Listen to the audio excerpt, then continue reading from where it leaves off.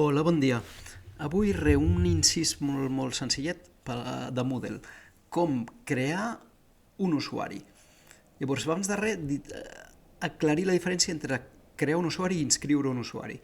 Quan tinc un curs i vull posar-hi alumnes, els estic inscrivint, vale?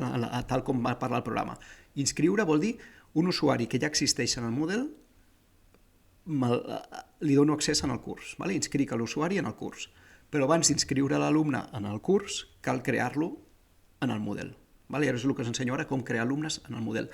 Es pot fer automàticament quan tinc una llista grossa d'alumnes, a partir de la llista agafa l'arxiu. Això potser us explico en un altre vídeo. Ara us explico com crear-ne un de sol, si es matricula un alumne a mig curs, i és un pispàs. Aviam, som-hi, és tan fàcil com... Bueno, abans de res, cal haver entrat com a administrador. Vale? Si ets només professor o si ets només alumne, no pots crear un alumne en un Moodle. Has d'haver entrat com a administrador i tenir permisos d'administrador. I un cop has entrat com a administrador, tens aquest menú que es diu Administració del lloc, i aquí tens aquesta pestanya que es diu Usuaris, i tens aquesta pestanya d'Afegeix un usuari nou. Vale? Per afegir-ne un grup seria Carrega usuaris. Aquí n'afegim un de nou. I hi ha moltes coses que puc posar, però són uns xafarders i són uns pesaos. Hi ha moltes coses que no cal que posi interessos, no.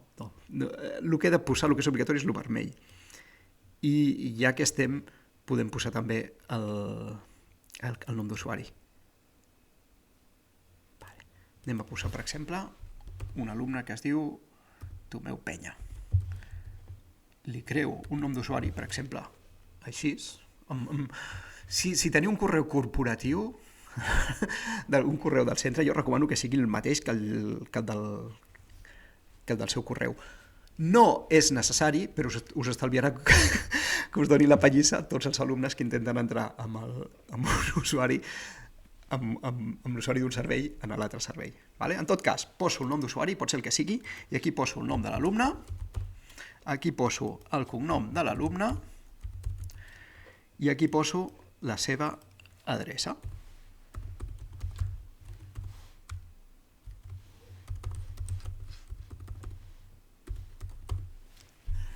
I ja està.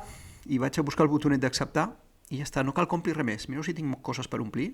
Aquí puc posar noms addicionals, interessos, més opcional, altres camps... Hi ha moltes coses que puc posar si vull, però no cal. Només he d'apretar Crea usuari. I ja està l'usuari creat. I m'he oblidat de la contrasenya. No és obligatòria la contrasenya, tampoc, però...